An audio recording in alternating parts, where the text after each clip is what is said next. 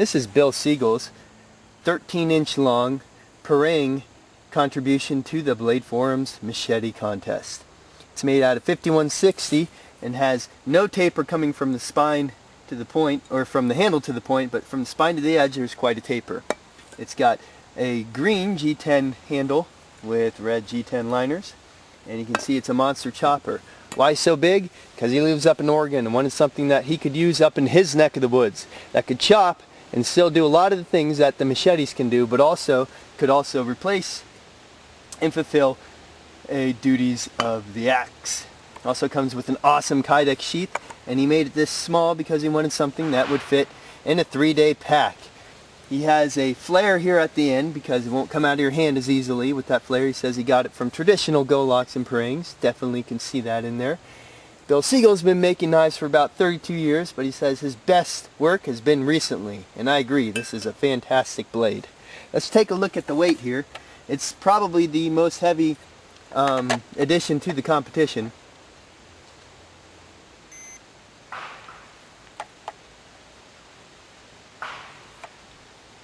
At about 1 pound, 12.1 ounces without the sheath. It's definitely a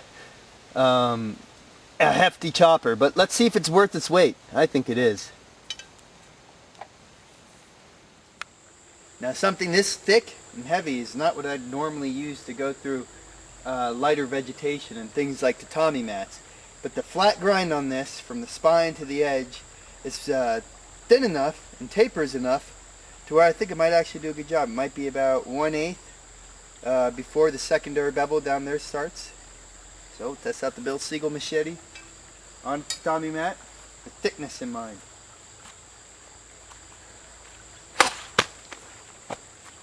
Sweet!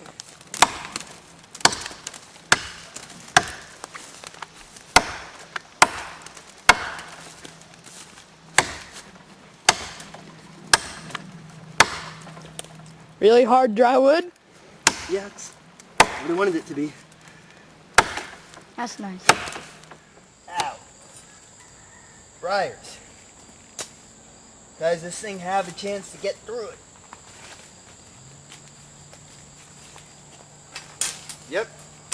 Slices through it. Slices through other stuff too. Man.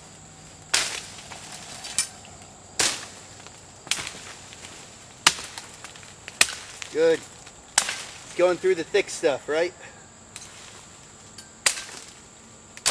Not only does this have a little bit of slicing effect, but the increased weight on it kind of powers through the things, so you don't get as much of a slicey cut as you would a Latin 24-inch machete, but it's still got enough to power through. I tell you what, I'm kind of impressed how this is doing with this thin stuff too.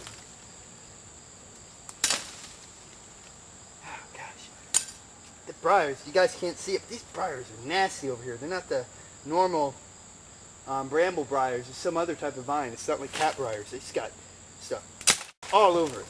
I didn't know I had those in my yard. I mean, not yard, woods, in the middle of the woods.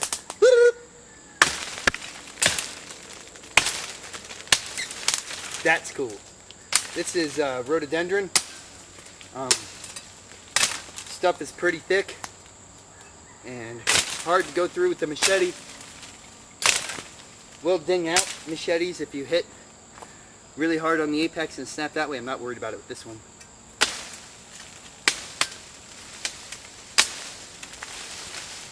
So we're good to go.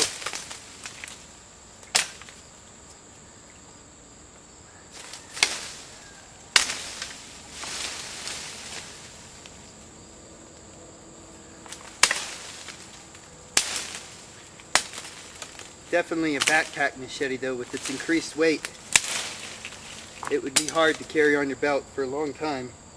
Maybe could, maybe get used to it. You might get used to it. Everybody's different.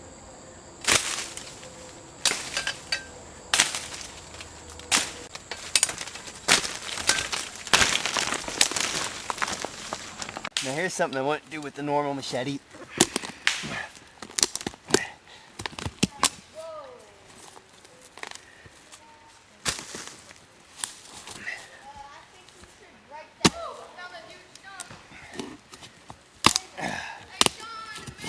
afraid to do that with this hunker though. I'm gonna kill it now. Here's your piece. Go for it. Go. One thing's for sure with this particular machete is you're not afraid to beat the snot out of it. It's probably the most durable machete in the contest. Oh yeah, that's locust, by the way. Honey locust, or black locust.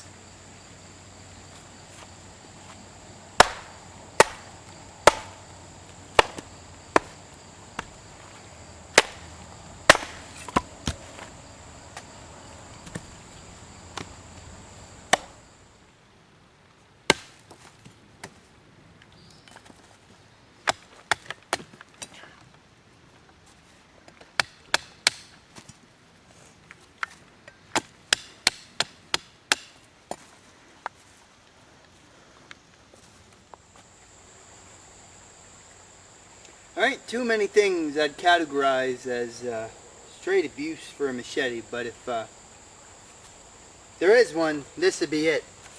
I mean, this is a 1/4 inch machete. You got to, right?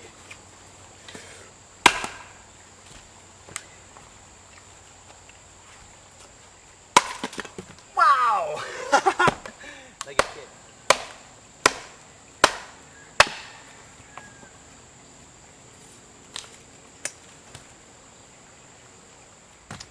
This is arguably the best chopper here. Those guys that talk about going up to the North Woods can't use a machete. I urge them to try Bill Siegle's thick machete.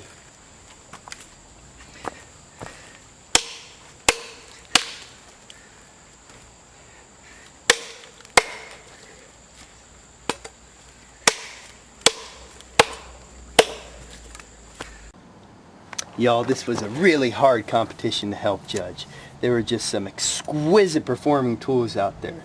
So instead of picking my favorite, I had to sit there and think about what impressed me the most in all the categories that were out there. So I picked the Bill Siegle machete because, to tell you the truth, I thought I'd be using it the least. And a thick 1/4 edge machete, I thought my hand was going to rot off and fall off.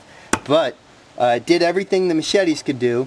I probably wouldn't pick it to use on light vegetation all day long, but definitely great for the North Woods and great to replace an axe because it's not only thick, but it can split well, baton well, and you're not afraid with the 5160 steel to beat the snot out of it.